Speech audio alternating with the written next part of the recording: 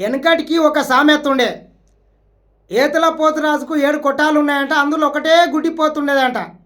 అట్లా కల్వకుంట్ల చంద్రశేఖరరావు గారి పుత్రరత్నం డ్రామారావు అలియాస్ కేటీఆర్ ఏతులు కొడుతుండే పెద్ద పెద్దయి.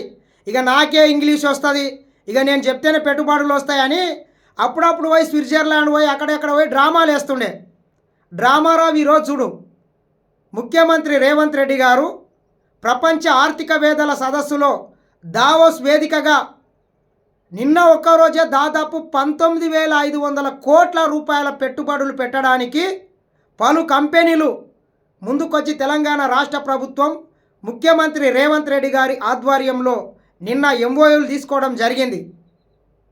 ఒక విజన్ ఉన్నటువంటి నాయకుడు ఈ తెలంగాణ రాష్ట్రాన్ని 2047 విజన్ డాక్యుమెంటుతోని $3 ట్రిలియన్ ఆర్థిక వ్యవస్థ సాధించడమే లక్ష్యంగా ఈరోజు ఈ తెలంగాణ రాష్ట్ర ప్రభుత్వం ముఖ్యమంత్రి రేవంత్ రెడ్డి గారు ముందుకు కదులుతున్నారు.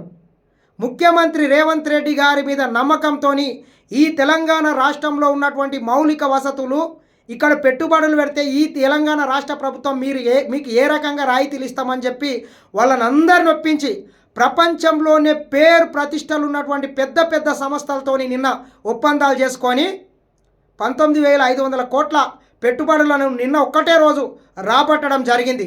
ముఖ్యంగా రెష్మి గ్రూప్కు సంబంధించినటువంటి ఒక స్టీల్ ఫ్యాక్టరీ 12,500 కోట్ల రూపాయలను పెట్టుబడులు పెట్టడానికి ముందుకొచ్చింది.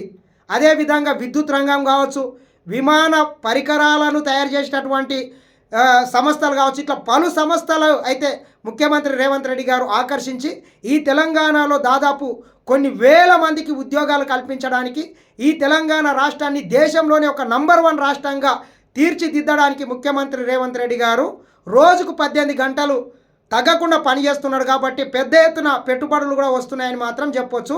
డ్రామారావు ఇకనైనా నీ డ్రామాలు గట్టిపెట్టి ఈ తెలంగాణ రాష్ట్ర ప్రభుత్వానికి ముఖ్యమంత్రి రేవంత్ రెడ్డి గారు చేస్తున్నటువంటి మంచి పనులను మెచ్చుకొని ఇకనన్నా ఈ ప్రభుత్వం మీద ఈ తెలంగాణ రాష్ట్రం మీద విషం జల్లడం మానుకుంటే బాగుంటుందని మరొకసారి డ్రామారావుకు తెలియజేస్తున్నా.